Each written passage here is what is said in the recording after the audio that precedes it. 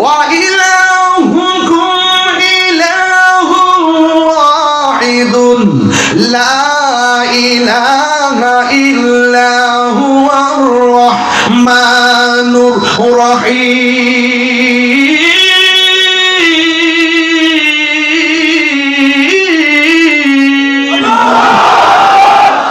আল্লাহ কয়জন?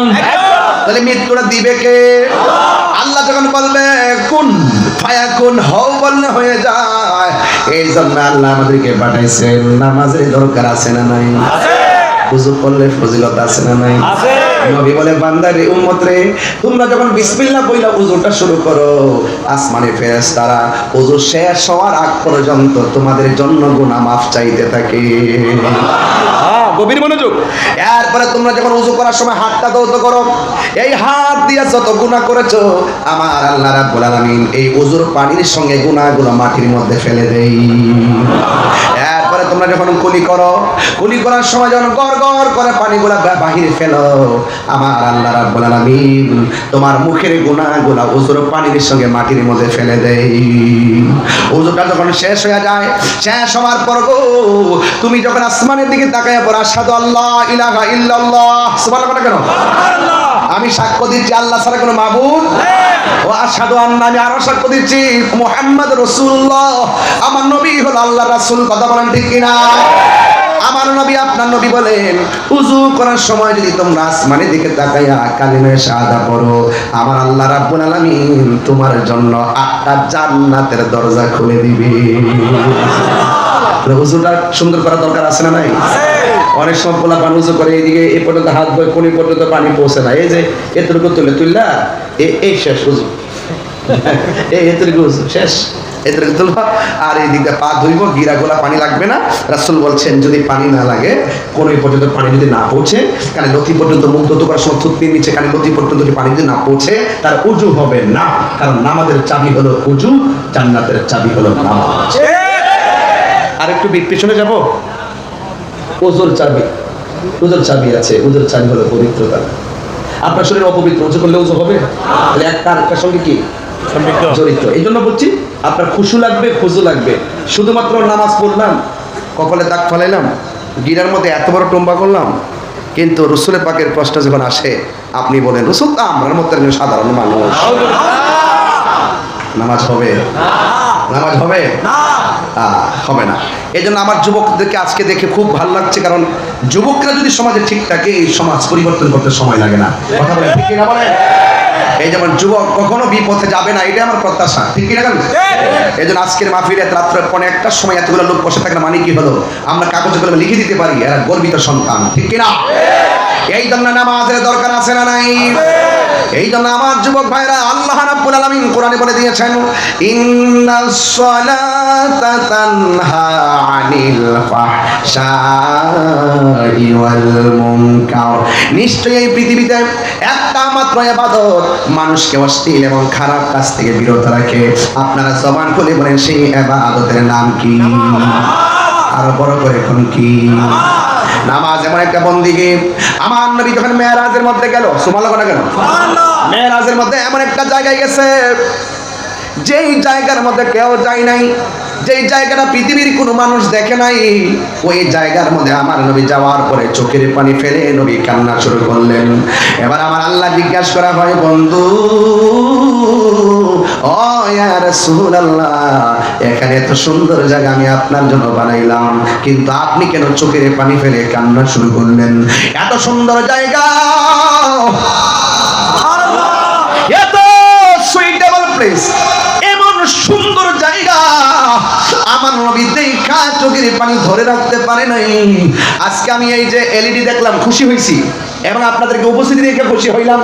সুন্দর কিছু দেখলে মানুষ খুশি হয়, কিন্তু আমার নবী চোখের পানি ফেলে কান্না শুরু করলেন। নবীকে সান্ত্বনা দেওয়ার জন্য আমার আল্লাহ আরেকটা সুন্দর জায়গা নিয়ে গেলেন। সেই জায়গায় নবী উম্মতের জন্য সেই জায়গায় নবী কান্না শুরু করলেন। আর একটা সুন্দর জায়গায় নিয়েছেন, সেখানেও নবী কান্না শুরু করলেন। আর একটা সুন্দর জায়গায় নিয়ে গেল, সেখানেও নবী কান্না শুরু করলো। একটা নয়, দুইটা নয়, তিনটা নয়, 17টা জায়গায় আমার আল্লাহ নবীর সান্ত্বনা দেওয়ার জন্য নিয়ে গেছে। আমার নবী মেরাজের সেখানে যাইও নবী কান্দে। আল্লাহ ডাক দিয়া কয় বন্ধু এত সুন্দর জায়গা আমি দেখায় নাই, জাকারিয়াকে দেখায় নাই, ইয়াহইয়াকে দেখায় নাই, মুসাকে দেখি না, দাউদকে দেখায় নাই। আপনি নবীর জন্য এত সুন্দর জায়গা আমি রাখলাম, আপনি কেন গো চোখের পানি বন্ধ করতে পারতেছেন না? আমার নবী ডাক দিয়ে আল্লাহ এত সুন্দর জায়গা তুমি আমারে দেখাইতেছো, কিন্তু আমার গুনাহগার উম্মত তো এত সুন্দর জায়গা দেখে নাই, কেন আমার পটিয়ার মানুষ কেন নবী নবী করে রে বাবা? আমি তাহিরি ব্রাহ্মণবাড়ির দিকে আইসা বারবার কেন নবী নবী করি? আরে নবী দুনিয়াতে আসার আগে নবী উম্মতের জন্য কেঁদেছেন। আরে গতকাল ওয়াজ করেছি, নবী যখন দুনিয়াতে আইসাই নবী সিজদায় পড়ে উম্মতের জন্য কেঁদেছেন। ইয়া রাসূলুল্লাহ কোন কেন? আমার নবী যখন যুদ্ধের ময়দানে গিয়ে রক্ত মুবারক জড়াইছে গো, সেখানেও নবী উম্মতের জন্য কেঁদেছেন। এখনো নবী রওজা মুবারকে সিজদায় পড়ে পড়ে নবী উম্মতের জন্য কান্না করবে।